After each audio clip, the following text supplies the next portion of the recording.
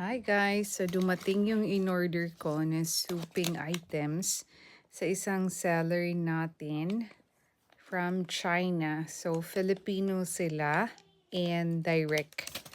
Direct siya. Hala, ang gaganda. Hala, gusto ko to. Ang ganda nito. Oh my gosh, ang ganda. Ang ganda nito. Nakakaloka. Ang ganda pala ng souping ha. Ganda. Hala, ganda rin oh. Ito. Na to. Ganda niya ha. Tingnan natin. So parang wholesale yung kinuha ko. Kaya ganda siya. Ganyan siya. Hala, ang ganda. Oh my gosh, ang gaganda nila. Kaloka.